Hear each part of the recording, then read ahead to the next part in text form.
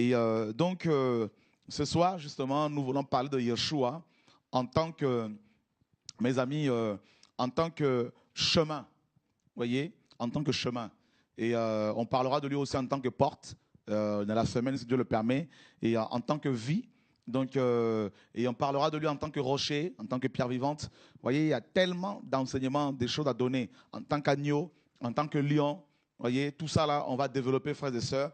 En tant qu'épée de l'esprit, en tant que marteau, on va développer tous ces aspects de la personne de Yeshua. Donc, vous voyez que ce ne sont pas, mes amis, les aspects, les multiples aspects de Yeshua qui nous manquent.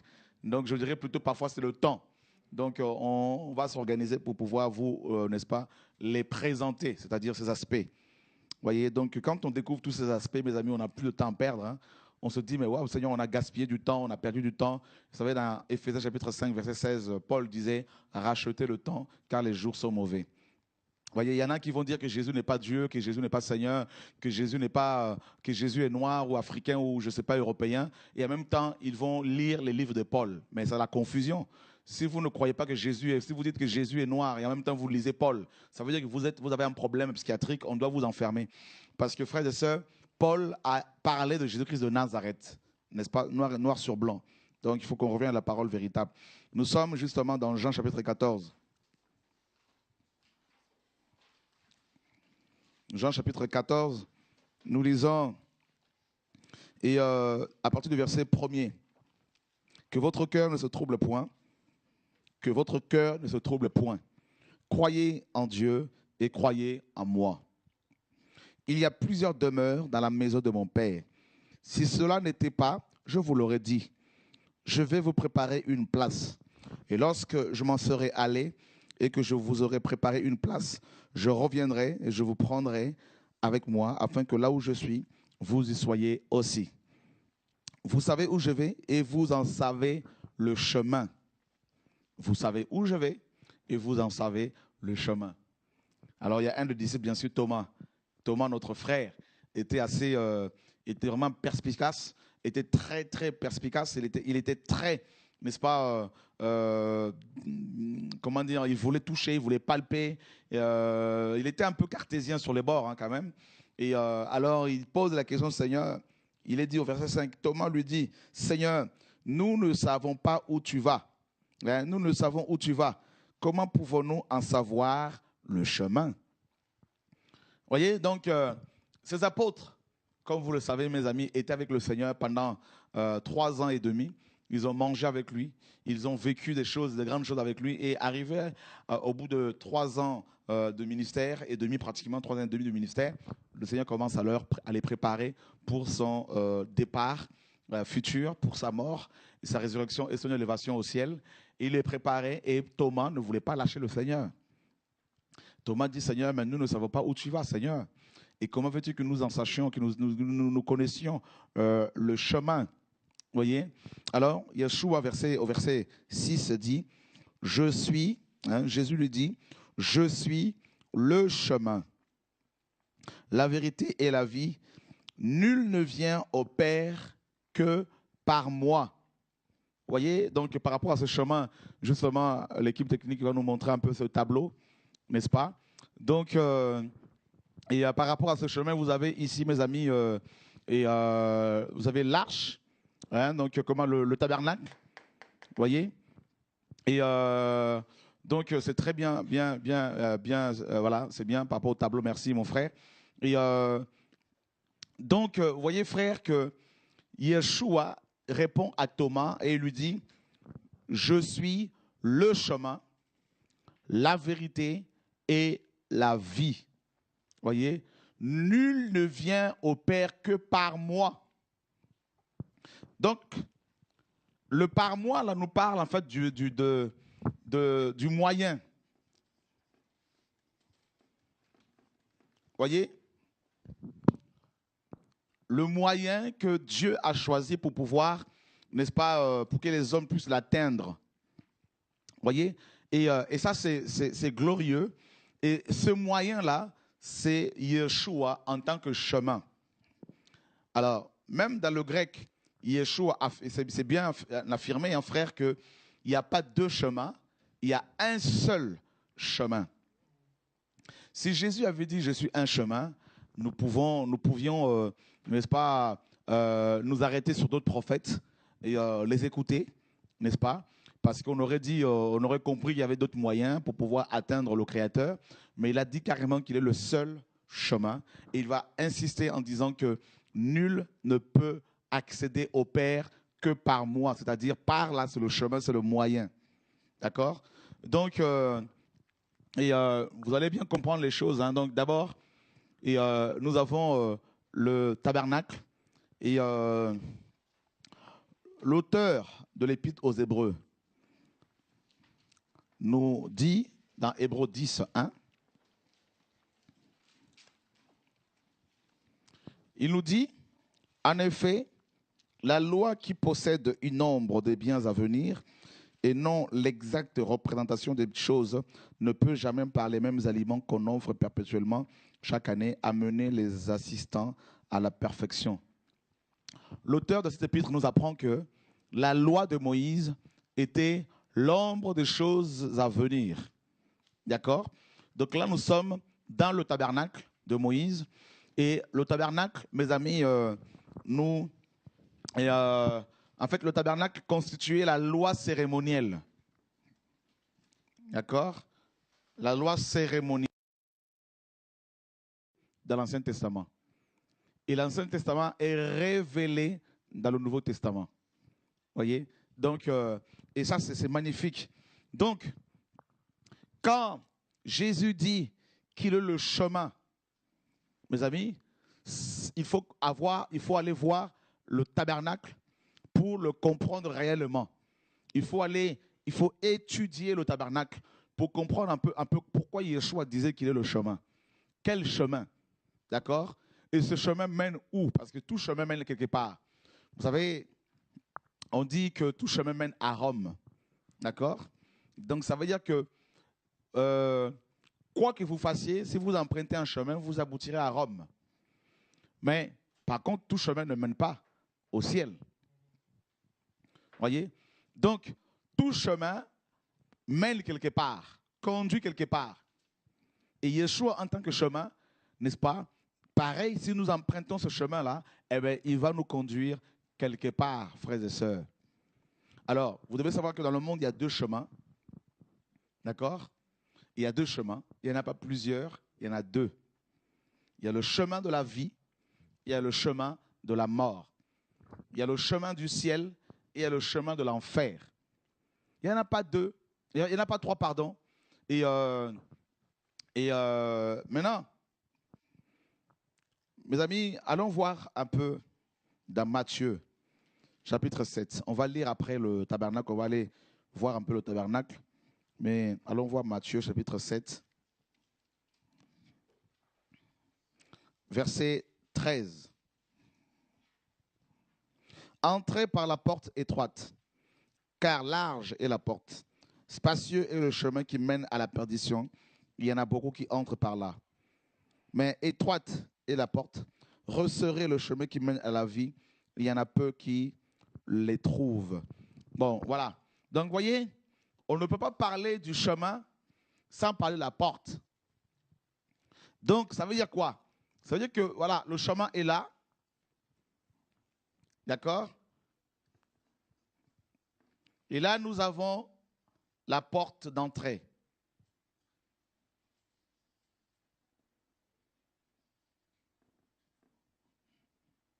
Il y a le chemin et il y a la porte. Alors, il y a deux chemins et il y a deux portes. Il n'y en a pas trois. D'accord? Et Jésus dit que le chemin de la vie est resserré. Le chemin de la vie est resserré. Et ça, c'est terrible, frère. Donc, ce chemin conduit à la vie. D'accord? Et c'est un chemin resserré. Et il est dit que très peu de gens l'empruntent. Très peu de gens prennent ce chemin-là. Vous savez, mes amis, la vie humaine, hein, sur Terre, il y a deux groupes de personnes. Il y a le premier groupe qui se trouve dans ce chemin et le deuxième groupe qui se trouve dans le chemin de la mort.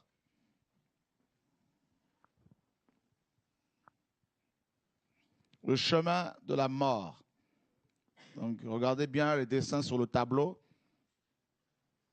Ça va beaucoup vous aider ce soir. Ça va beaucoup vous parler.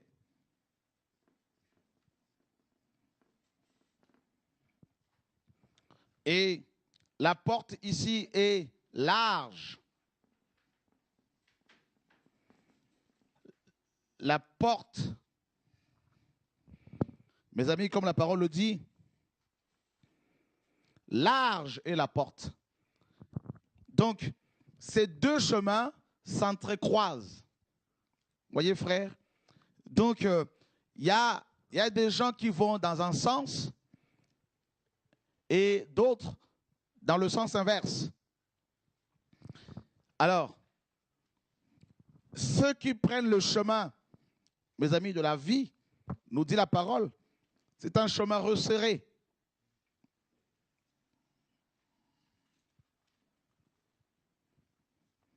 Et on nous dit que la porte du chemin de la vie, mes amis, est étroite. La porte est étroite. Donc, ce n'est pas tout le monde qui passe par ici. Beaucoup de gens refusent la porte étroite qui conduit à la vie. Donc, ce soir, nous voulons d'abord rester sur le chemin. Et ça, c'est terrible. Donc, la majorité des païens, tous les païens, et ainsi que la majorité de chrétiens empruntent le chemin de la mort. Pourquoi? Parce que sa porte est large, ce chemin est spacieux, donc il n'y a pas de souffrance, il n'y a pas de persécution. Voyez? Et beaucoup de chrétiens, beaucoup de pasteurs préfèrent ce chemin-là. C'est le chemin de la perdition, le chemin de l'enfer, le chemin du lac de feu. Et si Dieu vous ouvre les yeux, vous verrez que toute l'humanité se dirige, n'est-ce pas, vers l'enfer parce qu'elle a emprunté, les gens ont emprunté ce chemin, n'est-ce pas? Si Dieu vous ouvre les yeux, vous verrez que beaucoup de chrétiens sont dans le chemin de l'enfer. C'est le chemin de la compromission, le chemin des murmures, le chemin de la sorcellerie, le chemin de la magie, le chemin de la compromission, du racisme, le chemin du blasphème contre le Saint-Esprit. Voyez, c'est ce chemin de la haine. Ils sont dans ce chemin. Et le chemin de la vie, bien sûr, porte un nom, Jésus-Christ.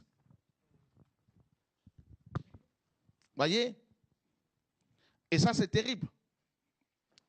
Alors, mes amis, on a compris que c'est un chemin déjà qui est resserré.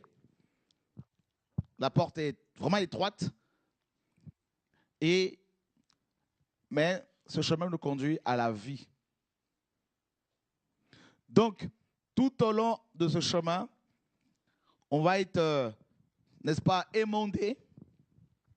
On va être travaillé, purifié, nettoyé afin d'atteindre la vie. Alors, regardez bien. Nous sommes dans Genèse, chapitre 3.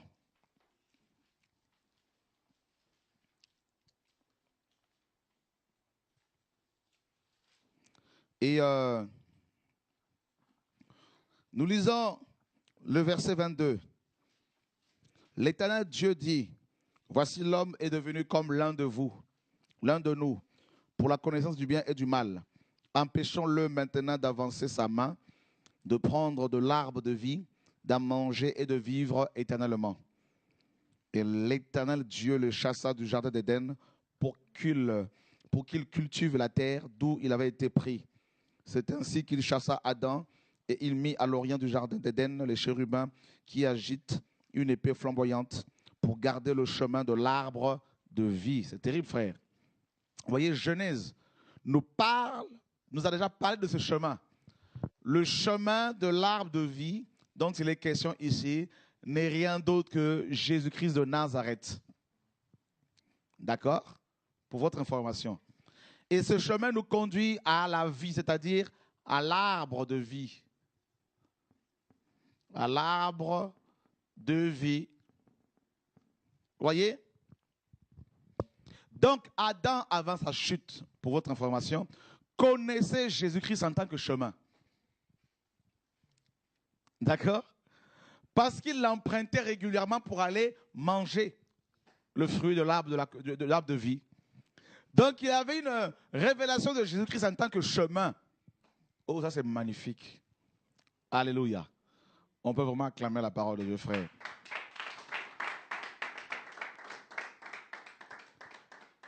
Sur ce chemin, il n'y avait pas les chérubins pour empêcher Adam d'accéder à l'arbre de vie. Donc, c'est Jésus-Christ qui conduisait Adam jusqu'à l'arbre. Et lui-même étant l'arbre.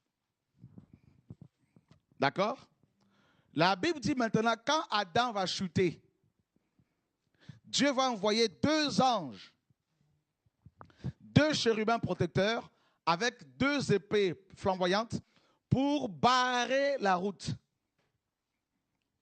Donc, la porte ici était fermée. 2 anges avaient été mis ici pour bloquer ce chemin-là. J'espère que Dieu vous parle ce soir. Alléluia, gloire à Dieu. Voyez, ces chérubins étaient là avec leurs épées pour empêcher Adam d'emprunter ce chemin.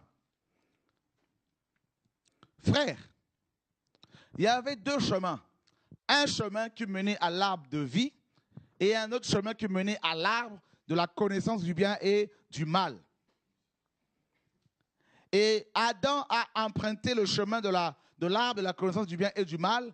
Et au bout, il a trouvé la mort. Maintenant, il voulait faire demi-tour pour emprunter le chemin de vie, pour aller dans le sens contraire. Mais son sang était contaminé.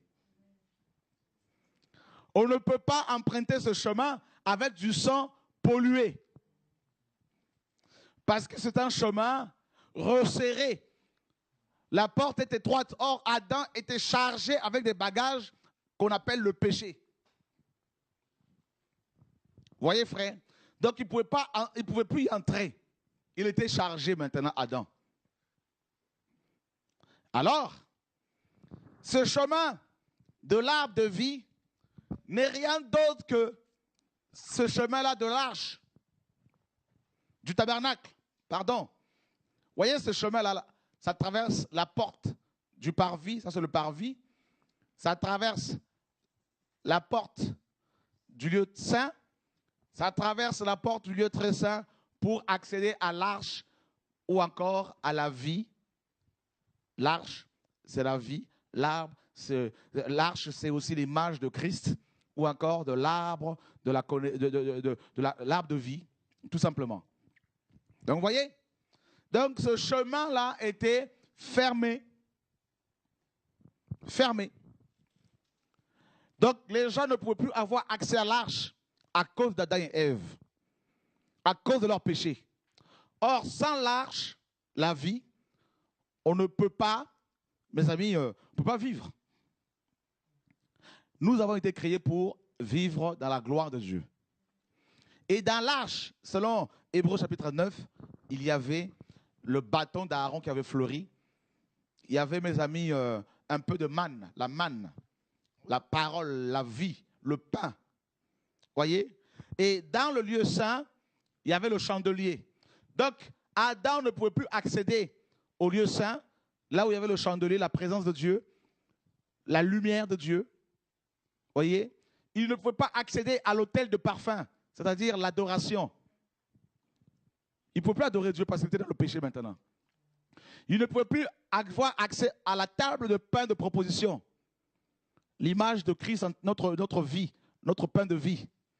Il ne pouvait pas non plus avoir accès au lieu très saint là où il y avait l'arche. Donc ce chemin était barré. Ce chemin qui est Christ. Alors maintenant, Dieu appelle Moïse dans Exode 25. Dieu dit à Moïse, Moïse, n'est-ce pas? Nous allons le lire.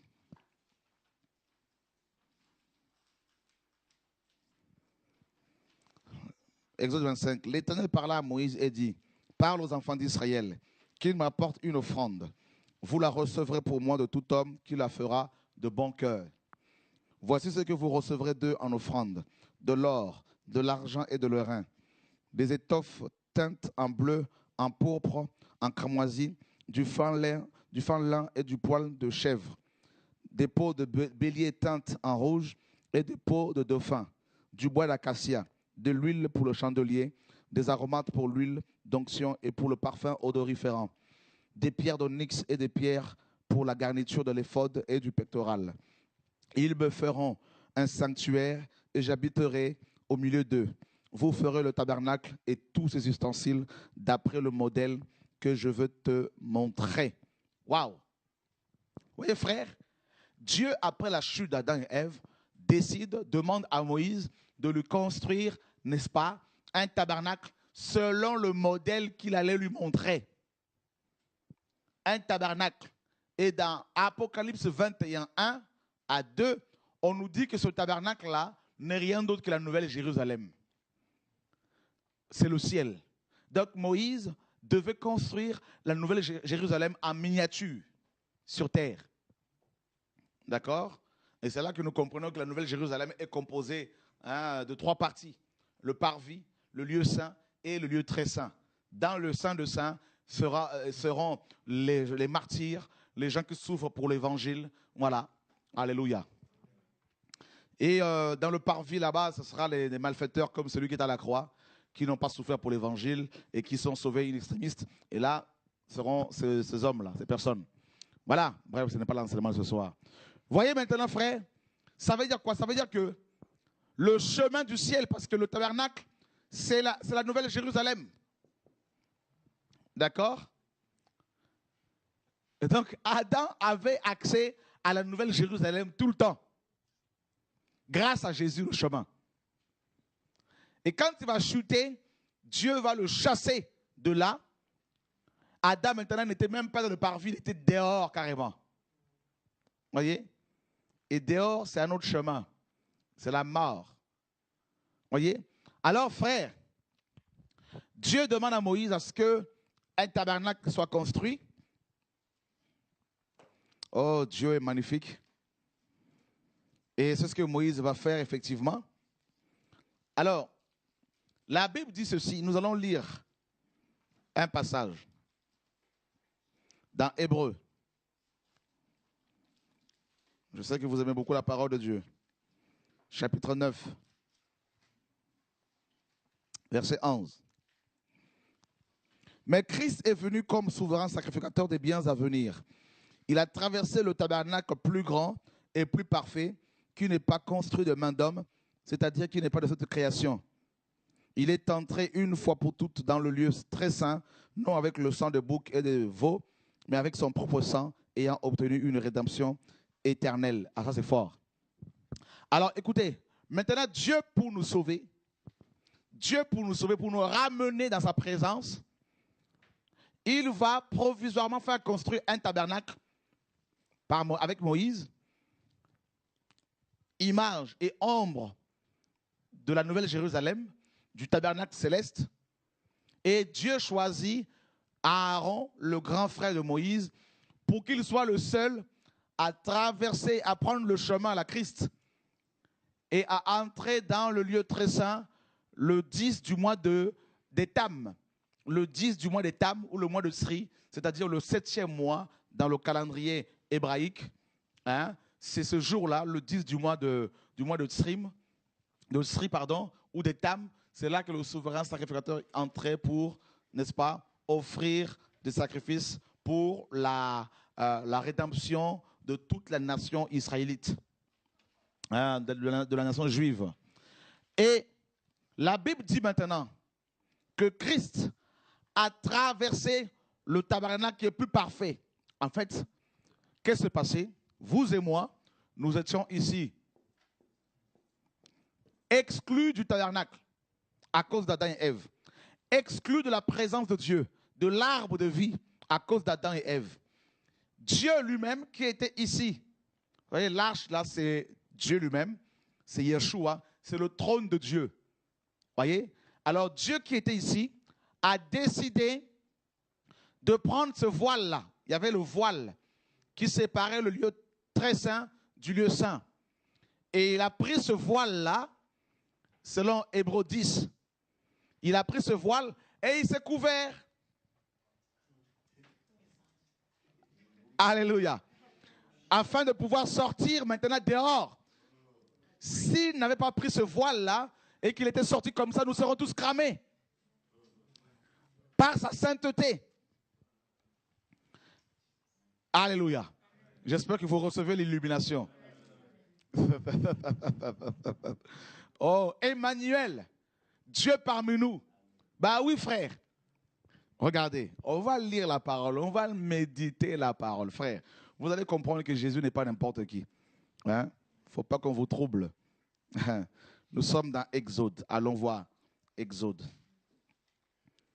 J'espère que vous aimez la vérité, vous aimez la parole. Et que vous avez soif de la parole de Dieu. Alléluia. Dieu est bon. Nous sommes dans Exode 26. Exode 26, verset 31. Tu feras un voile bleu, pourpre et cramoisi et de fin lin retors. Il sera artistement travaillé et l'on y représentera des chérubins. Tu le mettras sur 4 colonnes d'acacia couvertes d'or. Ces colonnes auront des crochets d'or et poseront sur 4 bases d'argent. Tu mettras le voile au-dessous des agrafes et c'est là, en dedans du voile, que tu feras entrer l'arche du témoignage. Le voile vous servira de séparation entre le lieu saint et le lieu très saint. Tu mettras le propitiatoire sur l'arche du témoignage dans le lieu très saint. Tu mettras la table en dehors du voile et le chandelier en face de la table, du côté méridional du tabernacle. Et tu mettras la table du côté septentrional. Voyez, frère? Oh, Dieu est magnifique. Tu feras pour l'entrée de la tente un rideau bleu, pourpre et cramoisi. Ça, c'est le voile extérieur. Il y en avait 3. Voyez? Le voile extérieur, c'est celui-ci. Donc, ça, c'est le premier voile. Il y en avait 3. Ça, c'était le voile extérieur. Et il y avait le deuxième voile ici, on le lira tout à l'heure. Et le troisième voile, c'est celui dont nous venons de lire ici. Et ce voile-là, nous dit la parole, n'est-ce pas, était, mes amis, en bleu, hein, pourpre et cramoisi, et de fin lin retors. Et il y avait, mes amis, des chérubins dessus, artistement travaillés. Or, c'est les mêmes chérubins qui empêchait Adam d'accéder à cet endroit. Ben oui, on le retrouve sur le rideau qui séparait le lieu saint du lieu très saint. Ces chérubins veillaient à ce que personne n'entre ici. Et si quelqu'un osait entrer là-dedans, eh ben avec leur épée, comme dans Genèse 3, ils le frappaient et les gens mouraient. Voyez? Alors, mes amis, la Bible nous dit que ce voile, celui-ci, était en bleu. Or, la couleur bleue, dans les Écritures, nous parle de la pureté. D'accord? Si vous levez les yeux, vous allez voir que le ciel est bleu. D'accord? Et si vous êtes hors du globe terrestre, vous verrez que les eaux sont bleues. D'accord? La terre, on l'appelle la planète bleue. Ça, c'est la pureté. Quand Dieu a créé la terre était pure. D'accord? Alors, Maintenant, mes amis, Yeshua, notre Dieu, qui était ici, le dernier Adam, il a pris ce voile-là, en bleu, avec les chérubins, voyez, dessus, il s'est couvert. C'est ça la divinité. Et ce voile-là, c'était le corps de Christ, le corps humain de Jésus. Alléluia. Allons voir dans Nombre chapitre 5. Vous comprenez l'enseignement? Alléluia. Alléluia. Il est trop fort, Jésus. Nombre chapitre 5. Verset 4. Les enfants d'Israël firent ainsi. Et ouais, nous sommes dans Nombre. Hein? Nombre chapitre 5. Voilà, c'est ça, c'est bien ça. On va lire. Est-ce que quelqu'un peut-il nous lire du verset 1er? Non, Nombre 4, pardon, verset 5. Voilà. Nombre chapitre 4, verset 5. Au départ du camp, Aaron et ses fils viendront démontrer le voile. Ça, c'est le premier, le voile qui séparait le lieu saint du lieu très saint. Et ils en couvriront l'arche du témoignage. Vous voyez, frère, ce voile-là était utilisé pour couvrir l'arche. Parce que les enfants d'Israël ne devaient pas la voir. Sinon, ils allaient mourir. Vous voyez, le voile qui couvrait l'arche, c'est le corps de Jésus qui couvrait la divinité. Bah oui, Emmanuel parmi nous. Vous comprenez? Quand le tabernacle était démonté, il fallait prendre ce voile-là, le premier voile bleu, avec des chérubins dessus, et couvrir l'arche, habiller l'arche. Voyez? Tout le monde voyait un coffre qu'on portait comme ça, mais nous, on ne savait pas ce que c'était. Parce qu'il était, le coffre de l'arche était protégé par le voile. Alors, quand Yeshua est venu avec un corps humain, le voile, qui pouvait croire que c'est lui Dieu? Mais pourtant, c'est Emmanuel. Nous sommes dans Hébreux chapitre 10.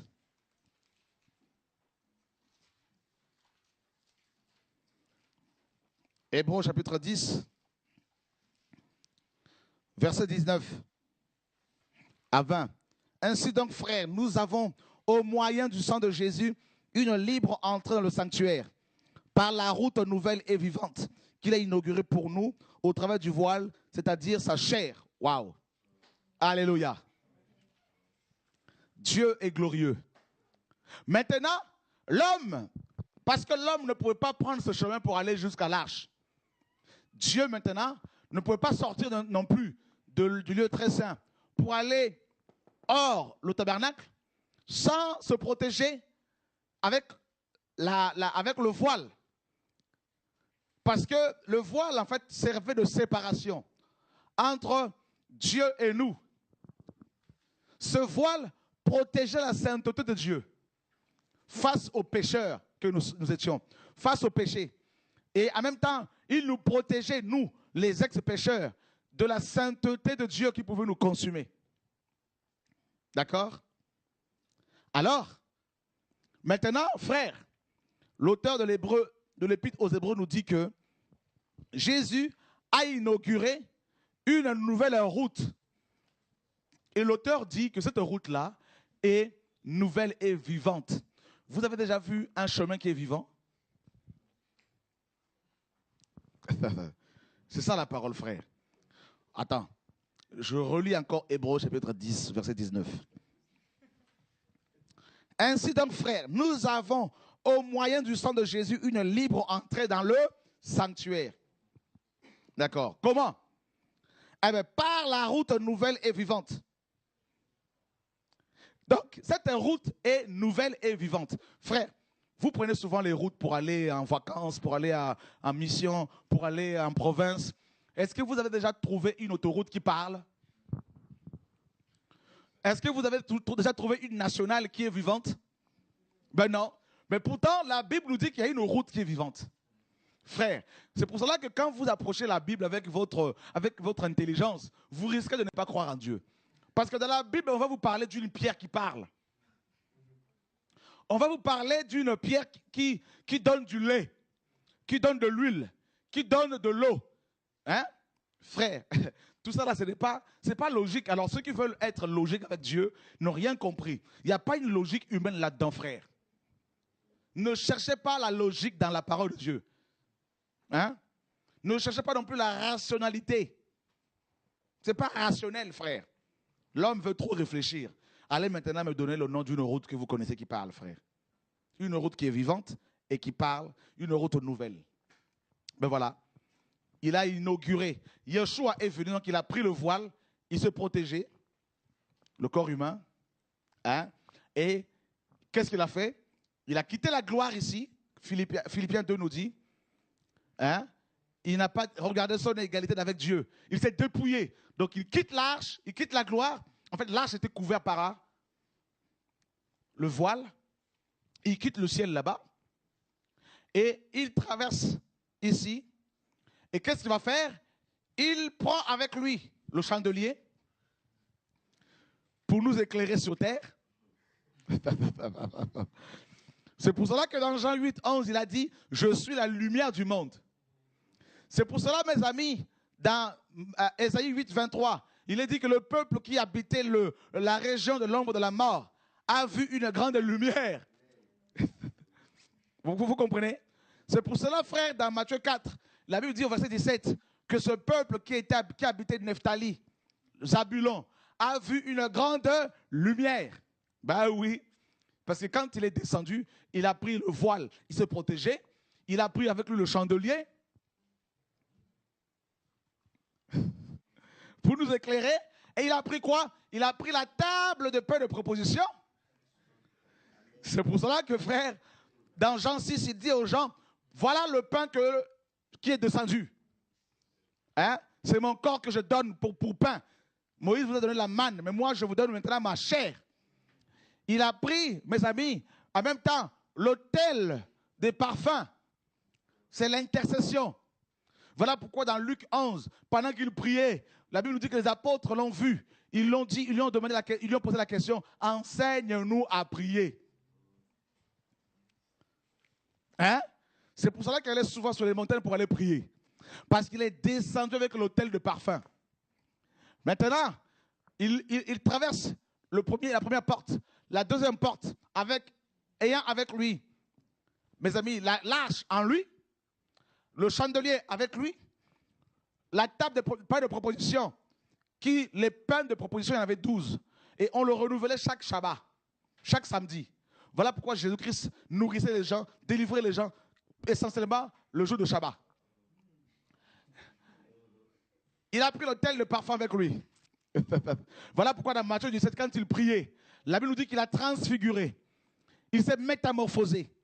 Mais il y a eu la nuée. Pourquoi? C'est l'autel de parfum. Voyez? Alléluia. Maintenant, mes amis, il arrive dans le parvis. Hein? Il va faire quoi? Dans le parvis, il y avait l'autel des reins.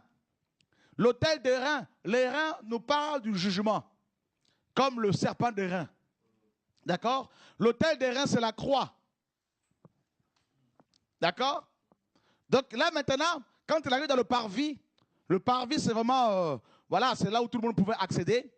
Et il trouve l'autel des reins, la croix. Il quitte la gloire pour aller sur la croix. D'accord? Et il y avait une espèce de cuve là, un bassin dans lequel les sacrificateurs se lavaient les mains. On le lira. Ça, c'est la sanctification.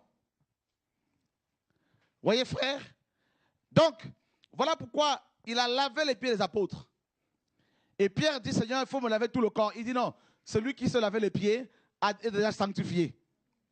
Voyez, frère? Alléluia. Maintenant, quand il a été, une fois qu'il était sur la croix, à l'autel des reins, frère, qu'est-ce qu'il a fait? Eh bien, il a ouvert cette porte-là. Il a enlevé les voiles là. Il a déchiré le voile là, son corps, qui nous séparait d'avec Dieu le Père, avec son papa, avec l'arbre de vie. Il a enlevé ses chérubins. qui était sur le voile. Il a déchiré comme Hébreu 10 le dit, frère. Oh my God. Il nous a précédés. Maintenant, nous tous qui étions ici, des moutons, des brebis perdus, tout ça là, frère. Alors, il a ouvert la voie et toute une multitude, des boucs, nous transformés en brebis, des serpents transformés en brebis, ont commencé à emprunter le chemin de la vie. Mais quand on traverse d'abord cette porte-là, on rencontre tout de suite la croix.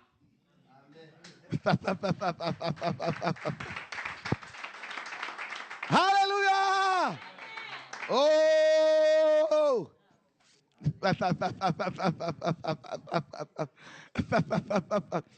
Jesus! Hey! Regardez, le Saint-Esprit me donne un passage. Éphésiens chapitre 4.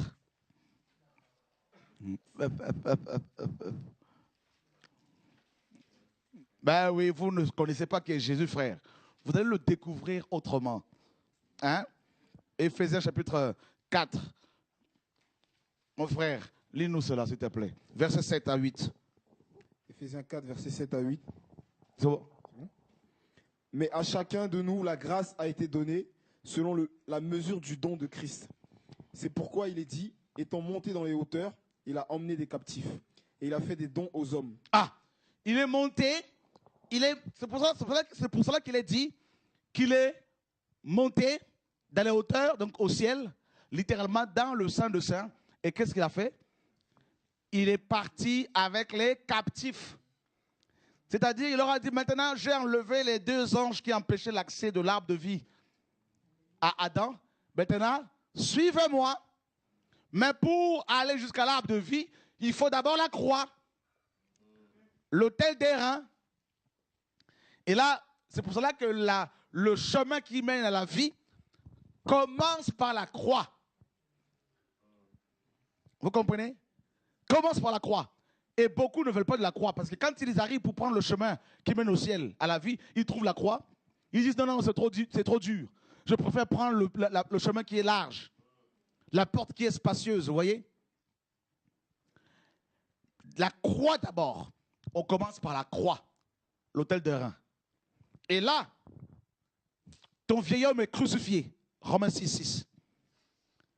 Les passions de la jeunesse, l'amour du monde, l'amour du ministère, tout ça là, c'est crucifié. Ah! La deuxième chose que tu rencontres sur ce chemin, le bassin de nettoyage, hein? La cuve. Et là, tu te laves.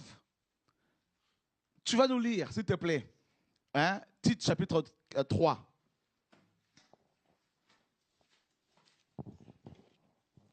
Tite chapitre 3.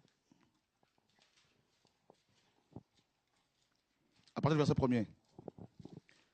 Tite 3, verset 1er. Rappelle-leur d'être soumis aux magistrats et aux autorités, d'obéir et d'être prêts à toute bonne œuvre. De ne médire de personne, d'être pacifique, modéré, plein de douceur envers tous les hommes. Car nous aussi, nous étions autrefois insensés, désobéissants, égarés, asservis à toute espèce de convoitise et de volupté, vivant dans la méchanceté et dans l'envie, dignes d'être haïs et nous haïssant les uns les autres. Mais lorsque la bonté de Dieu, notre Sauveur, et son amour pour les hommes ont été manifestés, il nous a sauvés, non à cause des œuvres de justice que nous aurions faites, mais selon sa miséricorde, par le bain de la régénération et le renouvellement du Saint-Esprit. Le bain. Donc, on passe par la croix d'abord. Et deuxièmement, c'est le bain. On prend un bain ici. Allons voir dans Exode, chapitre 30, verset 17. L'Éternel parla à Moïse et dit, tu feras une cuve d'airain avec sa base d'airain pour les ablutions. Les ablutions, c'est le lavage.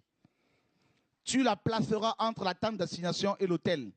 Et tu mettras de l'eau. De l'eau. Je répandrai sur vous une eau pure. Et vous serez purifiés. Avec laquelle Aaron et ses fils se laveront les mains et les pieds. Voilà pourquoi Jésus a lavé les pieds des apôtres. Lorsqu'ils entreront dans la tente d'assignation, ils se laveront avec cette eau afin qu'ils ne meurent point. Et aussi lorsqu'ils s'approcheront de l'autel pour faire le service et pour offrir des sacrifices à l'Éternel. ils se laveront les mains et les pieds afin qu'ils ne meurent point. Ce sera une loi perpétuelle pour Aaron, pour ses fils et pour leurs descendants. Waouh! Donc, on passe par la croix. Deuxièmement, on va se laver. Donc, ça veut dire quoi? Celui qui prend le chemin qui est Jésus, automatiquement, il est crucifié. Deuxièmement, il pratique la sanctification malgré lui. La sanctification devient une vie normale. On n'a pas à souffrir pour pouvoir se sanctifier. Parce que c'est la conséquence de la crucifixion de la chair. Voyez? Et ensuite, une fois qu'on est passé par la croix, l'autel des reins, par la cuve des reins, toujours le jugement, on peut maintenant passer par ce chemin, par la deuxième porte. Et là, quand on entre dans le lieu saint, eh bien quoi? Il y a l'arche, le chandelier. Voilà pourquoi dans Apocalypse 1:20, Jean a vu le chandelier. N'est-ce pas?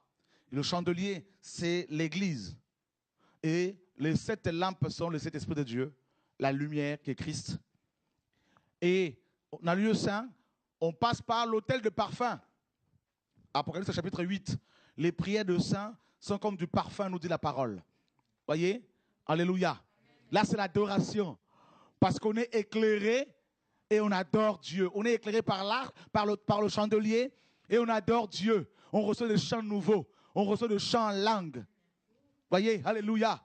Nos prières sont comme du parfum de grand prix qui monte vers le ciel. Voyez? L'autel de parfum. Et la troisième chose que l'on rencontre dans le lieu saint, c'est la table. Et là, on mange avec Dieu. Et dans Apocalypse 3:20, Jésus dit, voici, je me tiens à la porte et je frappe. Si quelqu'un entend ma voix et ouvre la porte, j'entrerai chez lui, je souperai avec lui et lui avec moi et moi avec lui. Vous voyez, c'est la table. Là, c'est la table du Seigneur, frère. Paul dit dans 1 Corinthiens 10, vous ne pouvez pas participer à la table du Seigneur, à la table des démons. Vous ne pouvez pas boire la coupe du Seigneur et la coupe des démons. Là, c'est la table. C'est-à-dire, c'est l'intimité même. On est assis à table et pendant le Shabbat, on mange. C'était dans le repos. On mange du pain. On ne force pas, frère. La manne cachée. On mange avec le maître. Il nous invite à sa table. Oh, quelle grâce. Et vous savez que ce pain de proposition était réservé aux sacrificateurs. Seulement qu'ils pouvaient le manger. Et nous sommes sacrificateurs. Et nous mangeons dans le saint ce pain de vie. Son corps. Et nous buvons son sang. Nous avons la vie en permanence. Et on ne s'arrête pas là, frère. Et maintenant, nous entrons dans le lieu très saint. Et là, c'est l'apothéose. Là, c'est l'arche. C'est la Shekinah. C'est le trône même. Nous sommes assis dessus avec le Père. Frères et sœurs. Environnés de nuées. Couverts par la nuée de Dieu. Vous voyez ce chemin, frère? C'est le chemin qui est Yeshua. Le chemin du salut. Le chemin de la vie. Donc, quand le souverain sacrificateur prenait ce chemin-là pour aller dans le lieu très saint, le 10 du mois d'Étam, le 10 du mois de Tsri, quand il prenait ce chemin, sans se rendre compte, Aaron marchait sur le chemin qui est Jésus. Mais il ne pouvait y marcher qu'une fois par année.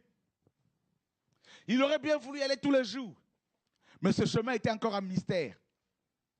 Et quand Yeshua est venu, et qu'il est allé à la croix, et qu'il a accompli parfaitement la rédemption, le chemin était maintenant accessible à tous les enfants de Dieu, frère. C'est pour ça que Hébreux 4 nous dit, venez à lui. Allons devant le trône. Frère, ce chemin n'est pas le chemin de la religion. Ce chemin ne vous amène pas à Rome. Ce chemin ne vous amène pas à Kamba. Kamba, c'est une, mes amis, ville au Bas-Congo, là-bas en RDC, où on a construit un grand temple en l'honneur d'un homme qui est déjà mort, qu'on appelle Dieu. Ce chemin ne vous amène pas, mes amis, dans une quelconque église. Non, non, non, non. C'est pour cela que si un pasteur vous appelle pour que vous allez prier avec lui, frère, fuyez-le. Bah oui. Si quelqu'un vous dit, vous êtes ses enfants dans la foi, ses enfants spirituels, celui que vous devez suivre, frère, quittez-le. C'est de votre salut qu'il est question. Ah oui. Il y a un seul chemin. Frère, si vous ne voulez pas de ce chemin, vous allez prendre le chemin qui est, comment dire, l'opposé. Le chemin inverse. Et là, c'est l'enfer qui vous attend. Dans ce chemin qui est Jésus, le chemin de la vie, frère, vous allez être crucifié. Ah oui. C'est-à-dire, on va vous critiquer, on va vous apporter, on va vous lapider, on va vous attribuer toutes sortes d'épithètes. On va vous calomnier, on va vous outrager. C'est ça le chemin. Et si vous abandonnez, eh bien, c'est l'enfer. C'est pour cela qu'en tant que chrétien, on doit vous prêcher la vérité. On doit vous dire que si vous voulez suivre Jésus, préparez-vous à souffrir. Préparez vos frères à abandonner vos bagages. Oh oui. Ce n'est pas le chemin de Simo Kimbangu. Ce n'est pas le chemin de Sima Otoko. Ce n'est pas le chemin, mes amis, de Branham. Ce n'est pas le chemin, je ne sais pas de quel prophète. Ce n'est pas le chemin de quel, je ne sais pas quel illuminé. Il y a tellement d'illuminés aujourd'hui qui sont sur Internet, qui débitent de faux enseignements. Frère, c'est le chemin qui conduit à la vie. On ne peut pas, mes amis, jouer avec sa vie. Il y a un seul chemin. Et ce chemin a été inauguré il y a 2000 ans par Jésus-Christ de Nazareth, le Fils de Dieu. Frère, et ce chemin, Satan cherchera par tous les moyens à vous en sortir. Oh oui, parce que c'est un chemin difficile. Déjà la porte d'entrée, on en parlera si Dieu permet, on en parlera peut-être mercredi soir ou jeudi soir. Déjà la porte, mes amis, est étroite. Et ce n'est pas tout le monde qui entre. Parce qu'il faut beaucoup, comme la parole le dit dans Matthieu 11, le royaume de Dieu est forcé, ce sont les violents qui s'en emparent. Il faut beaucoup de violence, c'est-à-dire la foi, la détermination, la persévérance. Et une fois qu'on est dans le chemin, après avoir traversé cette porte difficilement, frère, jusqu'à la vie définitive, frère, il faut combattre le bon combat. Ah oui, le combat de la foi. Comme Paul disait, j'ai combattu le bon combat. Dans le chemin, hein, j'ai gardé la foi. Frère, j'ai achevé la course. Ce n'est pas toujours facile. Parce que, vous savez, on ne peut pas entrer par ce chemin-là sans passer par la croix, sans passer par le lavage, sans passer par le chandelier, par l'autel de parfum, par la table de pain de proposition et par la suite l'arche. Beaucoup de chrétiens veulent tout de suite aller voir l'arche. Mais si vous voulez connaître toute l'intimité avec l'arche, sans être purifié, vous allez mourir. Comme Ananias et Saphira. Oh frère, ils ont voulu prendre l'arche. Vous savez, dans la Bible, il y a Uza, ou encore Uza, a touché à l'arche. Frère, alors qu'il n'était pas préparé pour, il n'était pas passé par la croix, non par le lavage. Uza a été frappé tout de suite, il est mort. La montagne de Sinaï, quand Dieu descendait dessus, la Bible dit que même les bêtes, il ne fallait pas qu'elle la touche, sinon elle était foudroyée. Mais Dieu, dans son amour, il s'est fait homme. Il est descendu. Frère, il a pris ce voile qui nous séparait d'avec lui. Il a déchiré sur la croix. Voilà pourquoi quand Christ est mort, la première chose qu'il y a eu, mes amis, la première conséquence, c'était la déchirure du voile du temple. Vous voyez, pour nous dire, mes amis, que vous pouvez maintenant accéder à ma présence. Quelle grâce. Le chemin de la vie porte un nom. Jésus-Christ de Nazareth. Donc, si tu suis un pasteur aveuglement, tu peux mourir. Voilà pourquoi le Seigneur a dit un aveugle qui conduit un aveugle, les deux tomberont dans un trou. Ne suivez plus les hommes bêtement. Suivez la parole de Dieu. Suivez Jésus-Christ en tant que chemin. C'est lui le chemin véritable. Frères et sœurs, vous avez vu les enfants d'Israël, le chemin qu'ils ont emprunté pour aller jusqu'à Canaan. Frère, il y avait un raccourci, hein, mais ils ne l'ont pas pris. Ils auraient pu aller, mes amis, de l'Égypte à Canaan en 2 jours. Mais Dieu les a fait passer par un chemin long de 40 ans. Hein? Un chemin kilométrique. Mais il fallait passer par ce chemin-là. Ah oui. Ça peut paraître long, mais tu n'as pas le choix. Une fois que tu es dedans, il faut continuer jusqu'au bout. Il ne faut pas quitter ce chemin-là. Frère, un chemin qui est vivant, un chemin qui est vivant, une route vivante, un chemin qui parle, il n'y en a qu'un. c'est Yeshua, le Messie. Il a dit à Pierre, quand tu étais jeune, tu allais où tu voulais. Tu te saignais toi-même. Tu faisais ce que tu voulais. Mais quand tu seras vieux, c'est-à-dire quand tu seras bien formé, quelqu'un d'autre te ceindra et te mènera où tu ne voudras pas. C'est ça le chemin Yeshua.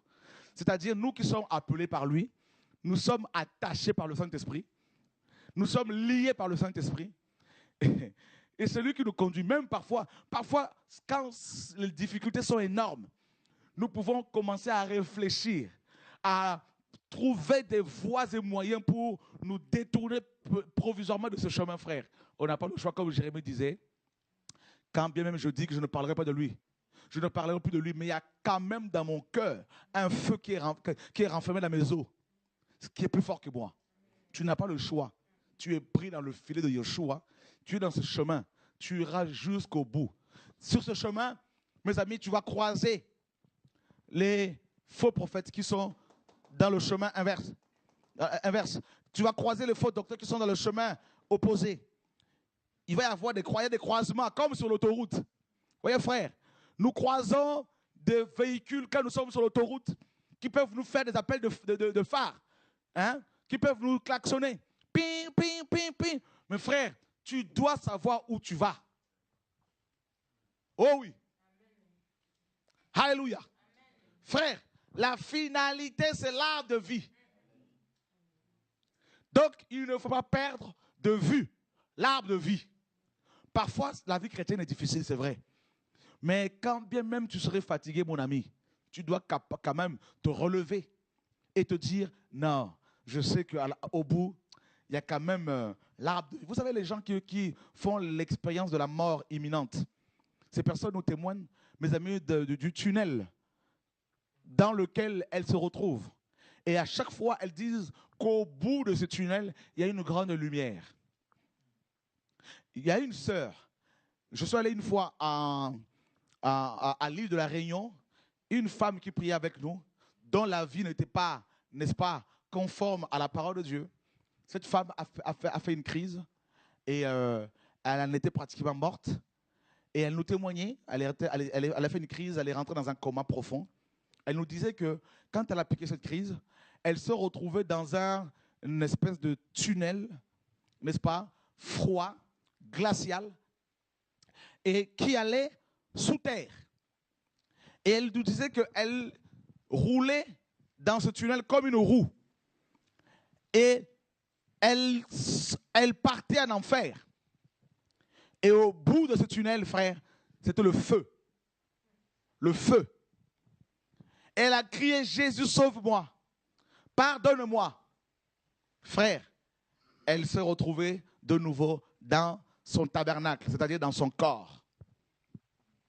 Et là, je vous assure, je suis allé la voir avec un pasteur à l'hôpital, à l'île de la Réunion, et elle était tremblante. Et nous étions saisis par la crainte de Dieu. Saisis de crainte. Donc il y a deux tunnels. Il y en a un qui mène au ciel et un autre qui mène en bas. Dieu dit dans Exode, voici j'ai mis devant toi la vie et la mort. Choisis la vie. J'ai choisi la vie, le chemin de la vie, Yeshua. Ce n'est pas un chemin facile. C'est un chemin de pleurs. C'est le chemin de critique. C'est le chemin de souffrance. C'est le chemin de la trahison. C'est le chemin du rejet. C'est le chemin de l'outrage. C'est le chemin, mes amis, de toutes sortes de choses mauvaises liées à la nature pécheresse de l'homme. Mais c'est un chemin de purification, de sanctification, de sainteté. Yeshua, le chemin véritable. Et c'est ce chemin-là qu'il faut choisir, mes amis. Il a dit à Thomas, tu sais où je vais, c'est-à-dire le ciel, le lieu très saint, et tu connais le chemin. Voyez, tu connais le lieu et tu connais également le chemin qui conduit à ce lieu. Vous ne pouvez pas prétendre être, mes amis, des hommes et des femmes qui vont au ciel sans emprunter le chemin qui conduit à ce lieu. Voyez, vous ne pouvez pas aller au ciel en allant dans une église. Vous n'irez pas au ciel parce que vous allez chaque jour, chaque dimanche, à votre assemblée locale. Non. Vous pouvez connaître parfaitement le chemin de Lourdes, parfaitement le chemin du ministère même où je suis. Vous pouvez connaître tous les recoins, tous les panneaux. Vous pouvez même connaître la porte d'entrée de l'endroit où nous nous réunissons, du centre d'Idasco. Vous pouvez même connaître le chemin de Radio TV de Vie et ne pas connaître le chemin qui mène au ciel. Oh oui, mes amis, que personne ne vous trouble, que personne ne vous écarte de la vérité. Demeurez dans le chemin, que personne ne vous en écarte. La Bible dit, maudit soit celui qui sort quelqu'un du chemin de la vérité. Frère, sortir du chemin, c'est l'égarement. L'esprit d'égarement, l'esprit de séduction, ces esprits-là cherchent à nous sortir du chemin de la vérité. C'est cela, mes amis, agapao en grec. Comment dire le mot séduction? Pas agapao, parce qu'agapao, pardon, excusez-moi, agapao, c'est l'amour de Dieu. Mais la séduction, dans le grec, signifie littéralement sortir du droit chemin. N'est-ce pas? Donc, sortir du chemin de la vérité. S'éloigner du chemin qui conduit à la vie. C'est ça le principe de la séduction dans la pensée grecque. Voyez, frère? Planao. Planao. Voyez, vous retrouverez ce mot-là, planao, à chaque fois dans le grec. Planao, c'est sortir du chemin. Voilà. Donc, quand Jésus disait que beaucoup de gens allaient venir pour séduire les gens, plane ou planao, c'est sortir du droit chemin. Voyez? Donc, s'écarter du chemin de la vie. On va prendre un passage dans Jude.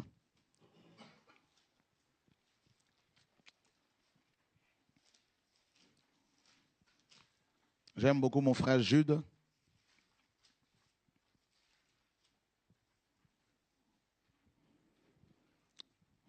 Nous lisons verset 8. Malgré cela, ces hommes aussi entraînés par leur rêverie, leur vision, voyez, rêverie ici signifie littéralement songe. Ils ont une autre vision, d'autres songes que le ciel. Entraînés par leurs songes, par leur vision terrestre, souillent pareillement leur chair, méprisent l'autorité et injurient les gloires.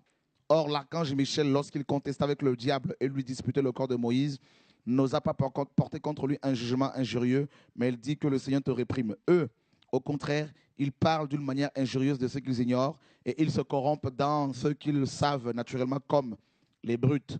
Malheur à eux, car ils ont suivi la voie de Caïn. Ils se sont jetés pour un salaire dans l'égarement de Balaam. Ils se sont perdus par la révolte de Corée. Et ça, c'est fort. Vous voyez, mes amis, des gens qui étaient dans le droit chemin, le chemin qui conduit à la vie, des gens qui étaient simples, qui craignaient Dieu, mais ils ont préféré comme les gens qui ont suivi Corée dans sa rébellion. Corée, Abiram et mes amis Dathan s'étaient rebellés contre Moïse parce que Dieu l'avait établi. Mes amis, dans Nombre là-bas, n'est-ce pas? Nombre 16. Ils se sont rebellés contre lui et près de 14 500 personnes ont suivi bêtement, aveuglement ces trois hommes. Ces 14 500 personnes ont quitté le chemin de la vérité, de la vie, pour se mettre dans le chemin de la rébellion, le chemin de l'égarement, le chemin de la cupidité, du salaire. On nous présente également Balaam, qui était un vrai prophète et qui s'est égaré, qui s'est mis dans le chemin de la mort et il était mort. On l'a tué avec une épée. Voyez, frère, combien de gens n'ont-ils pas, combien de chrétiens n'ont-ils pas quitté le chemin de la vérité? Combien de pasteurs n'ont-ils pas quitté le chemin de la vérité parce qu'ils se disent, il y a beaucoup de souffrances. Beaucoup même m'ont dit, frère Chora, ce que tu enseignes par rapport à la dîme, c'est la vérité. La dîme, c'est la loi. Mais comment allons-nous faire pour manger? voyez, ils ne veulent pas souffrir. Ils ne veulent pas dépendre de Dieu. Vous avez vu, s'il y a autant dans nos églises de fausses doctrines, notamment la doctrine ou la théologie de la prospérité, parce que beaucoup de pasteurs, mes amis, ne veulent pas vivre par la foi, souffrir de la disette comme Paul le disait, parce qu'ils ne veulent pas souffrir, alors ils ont pris le chemin qui est, n'est-ce pas, spacieux, la porte qui est large, la facilité. Le fait d'avoir des partenaires financiers pour, mes amis, avoir toujours des financements, alors que souvent ces partenaires, beaucoup sont dans l'impudicité. Il y en a qui sont polygames en Afrique, mais ces hommes qui étaient de Dieu, mes amis, ont préféré suivre ces hommes riches pour régner sur la terre. Beaucoup même créent des partis politiques. Beaucoup même s'engagent dans la politique, mes amis, parce qu'ils pensent que Dieu, Jésus a fait de la politique. Et frères, ils se sont égarés. Ils ne veulent pas rester sur la croix, comme on l'a vu. Sur l'évangile de la croix. La vérité, la dépendance vis-à-vis du Seigneur. Ils ont choisi l'évangile ou la théologie de la prospérité. Et beaucoup commencent les églises pour s'enrichir. Beaucoup même, mes amis, ne veulent pas voir les frères et ceux qui prient avec eux aller prier ailleurs. Il y a un esprit de contrôle. Ils ont peur de voir les chrétiens aller prier ailleurs. Ils veulent les contrôler. Voyez, ils leur disent, n'allez pas prier là-bas, n'allez pas prier ici. Oui, qu'on dise cela parce que ces pasteurs sont des faux. Ok, avec des preuves. Mais beaucoup ne veulent pas vous voir, mes amis, libres. Ils veulent que vous soyez des moutons qu'ils vont contrôler à vie. Voyez? Alors ils vont dire, non, c'est la sorcellerie là-bas. Non, il est sorcier. Non, il est gourou. Il est magicien. Mais oui, mais demandez-leur, mais quels sont vos fruits? C'est le fruit de la cupidité, du mensonge, du vol, voyez? De la confusion, de la rébellion. Je vous dis, frère, Dieu n'aime pas la rébellion. Un rebelle, c'est quelqu'un qui va finir toujours par la mort. La rébellion conduit inexorablement à la mort. Oh oui, mes amis. Parce que Dieu lui-même a vécu la rébellion au ciel avec Satan. La rébellion. Frère, le chemin de la mort, c'est la rébellion. Le chemin de la mort, je précise, c'est la rébellion. Le chemin de la mort, c'est la cupidité. Le chemin de la mort, l'orgueil. Le chemin de la mort, l'entêtement. Combien de jeunes que j'ai connus qui étaient dans le bon chemin, mais qui ont suivi aveuglement les rebelles. Et beaucoup sont morts. Et ensuite, on va dire, c'est le frère Chora qui maudit les gens. Mais si une malédiction a pu t'atteindre, ça veut dire que tu as ouvert une porte. Parce que la parole dit que la malédiction sans cause n'a point d'effet. Voyez, en disant cela, que oui, tu as été maudit parce que c'est pour cela que les enfants sont malades. Tu prouves même, tu confirmes que tu as ouvert des portes toi-même. Mais la parole dit que ce qu'un homme aura semé, il le moissonnera. Nous bénissons les gens, mais Dieu, comme il est juste, il confond les ennemis. Le chemin de la mort, pour vous qui suivez, frère, ce soir, c'est la rébellion. Si vous ne voulez pas mourir, ne soyez pas rebelle par rapport à Dieu, par rapport à sa parole. Si Dieu vous dit l'impudicité est un péché, frère, obéissez. C'est ça la parole, frère. Oh oui, quand vous serez devant Dieu, vous serez seul. Le pasteur que vous suivez là ne sera pas à côté. Non, non, non. Ne suivez pas les gens parce que c'est vos amis, parce que c'est vos cousins, vos cousines. Suivez Jésus de Nazareth et lui seul, le chemin véritable, frère. Oh oui, Dieu ne vous a pas sorti de Babylone pour que vous soyez encore sous le joug de l'esclavage. Frères et sœurs, vous avez vu ici, on a cité plusieurs personnes, plusieurs personnages de la Bible. On a cité Caïn, on a cité, mes amis, Corée, on a cité Balaam. C'est terrible, hein? Ces trois hommes, Caïn, Corée, Balaam, ont suivi, n'est-ce pas, leur penchant naturel, leurs propres ambitions, au lieu de présenter Dieu aux gens. Voyez, combien de gens ne commencent-ils pas les églises ici pour de l'argent? Combien de gens? Ils vont faire plusieurs offrandes pour avoir de l'argent.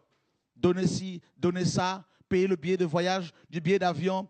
Un pasteur qui passe sa vie à voyager. Quand est-ce qu'il va s'occuper des âmes?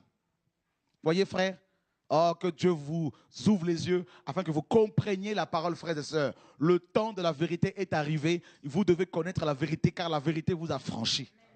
Au nom de Yeshua.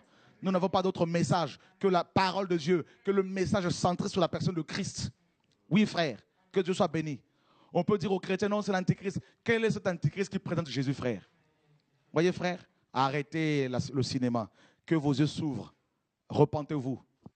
Dieu revient bientôt. Alors je ne sais pas si quelqu'un a quelque chose à partager, à dire là, mes amis.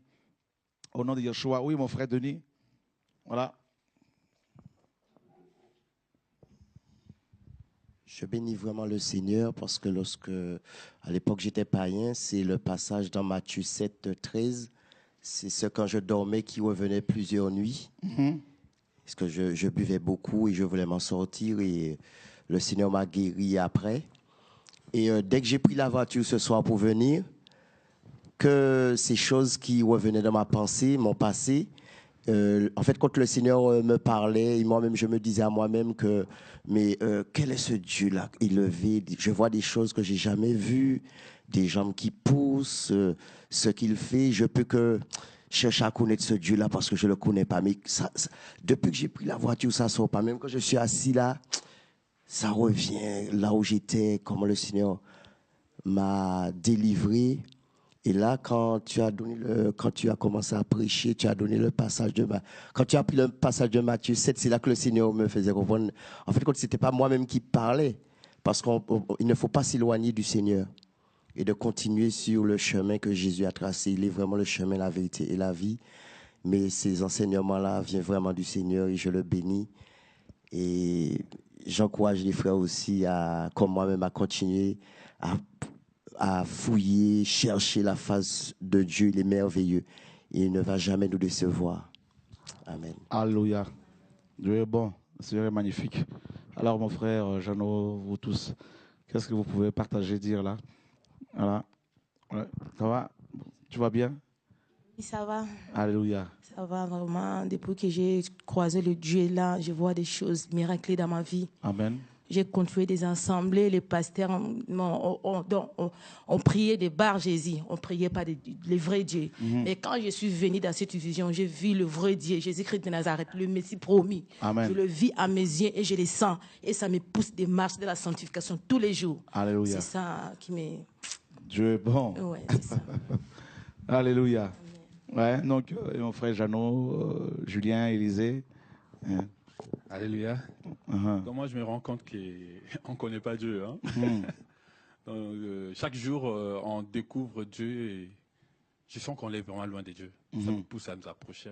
Tous les jours, on reçoit des illuminations. Quoi. Amen. Okay. Waouh, waouh.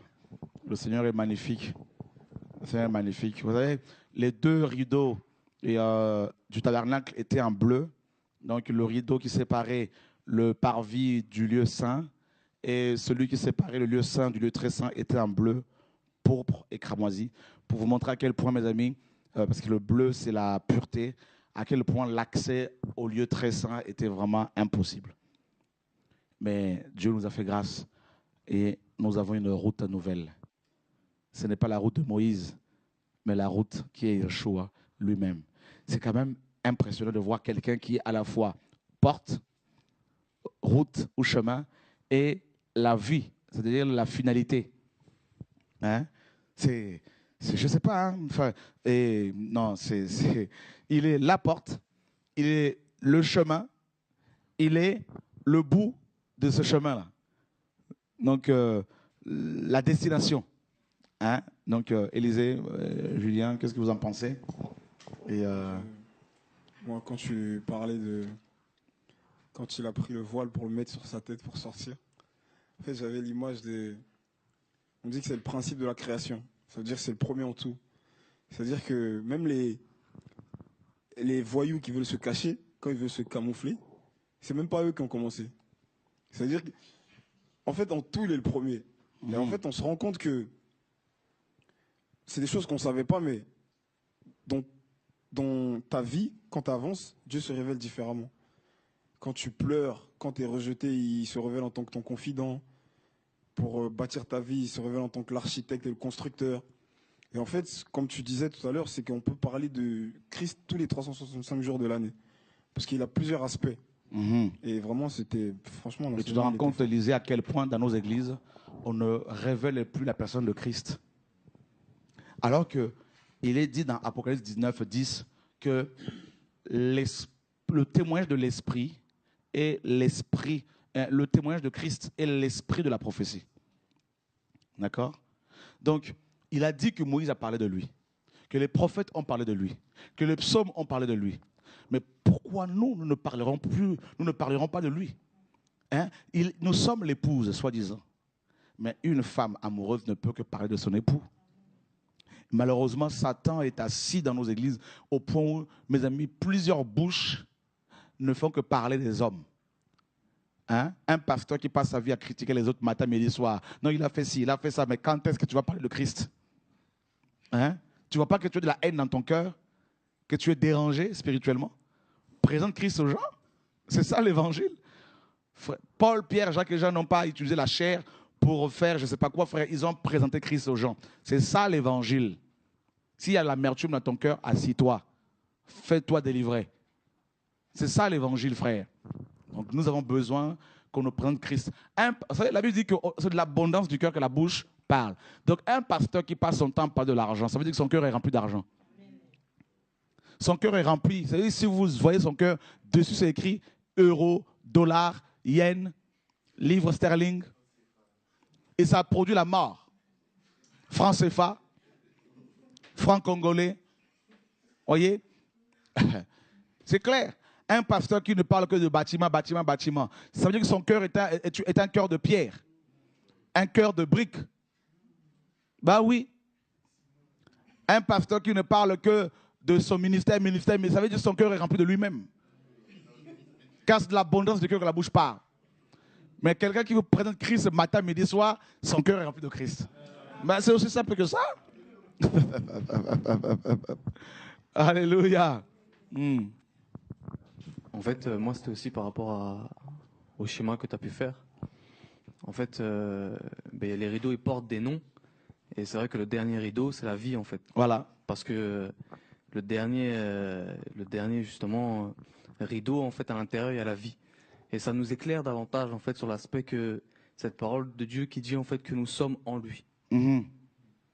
Ça veut dire, en fait, que concrètement, il est venu nous chercher et il nous a ramenés en lui dans la vie. Et c'est pour ça qu'automatiquement, en fait, quand on est dans la vie, en fait, on porte du fruit. Forcément. Parce qu'on est dans la vie, en fait. Bien sûr. Et dans le royaume de Dieu, en fait, il y a la vie. Et en fait, tout pousse. Voilà.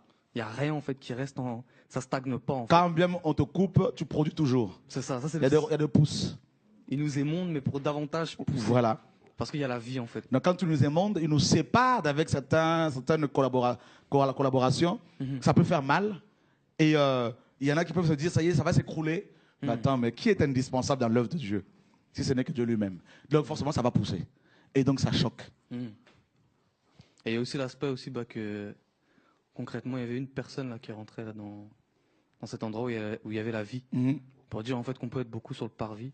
Mais quand on veut se retrouver avec Dieu, en fait, c'est tout seul qu'on rentre dans cet endroit-là, en fait. Tout à fait. Donc, voilà. Ouais, mon frère Arthur. Ouais, je voulais savoir, tu as appris le passage dans Éphésiens 4, à partir du verset 7, voilà. Mais à chacun de nous, la grâce a été donnée selon la mesure du don de Christ. C'est pourquoi il est dit, il est monté dans les hauteurs, il a emmené les captifs, il a fait des dons aux hommes. C'est à quel moment, si on prend le schéma là, en fait, parce que pour pouvoir sortir, il est passé par la croix, en fait. Mais à quel moment il a pris? En fait, à quel moment il nous a pris? Voilà. En fait, quand il est ressuscité et qu'il est monté au ciel, il a traversé de nouveau. En venant, il a traversé le tabernacle céleste. En repartant au ciel, il a de nouveau retraversé ce tabernacle, mais cette fois-ci avec son sang, qu'il est allé répandre sur l'arche là-haut. Et il a obtenu maintenant notre rédemption. Donc il nous a introduits en même temps, quand il est monté là-haut, spirituellement. Voilà. Donc c'est pour cela que nous sommes l'église véritable. Nous commandons à partir du lieu très saint. Nous chassons les démons à partir du lieu très saint. C'est ça qu'il faut comprendre. Alléluia. Nous prions pour les malades à partir du lieu très saint. Et ceux qui sont dans les parvis, qui sont dehors là-bas, Satan, eh bien, les démons, ils obéissent. Parce que la voix sort du lieu très saint. Et ça retentit terriblement. Voyez? Juste en fait aussi pour appuyer ce que tu as dit, c'est que il n'y a pas d'intérêt à suivre les autres, puisqu'en nous il y a le chemin. Mais bien sûr. Mais bien sûr. Mais si tu reçois la révélation de Jésus-Christ en tant que chemin, tu vas suivre encore quel pasteur bêtement?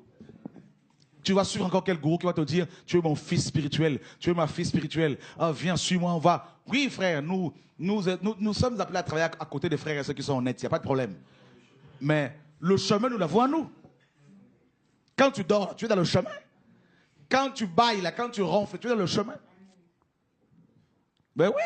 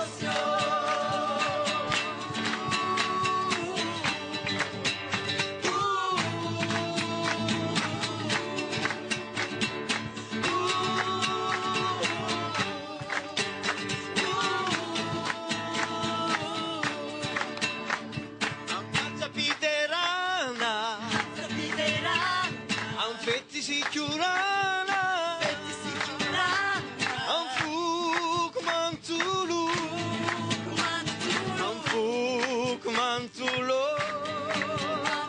a mia zapidera.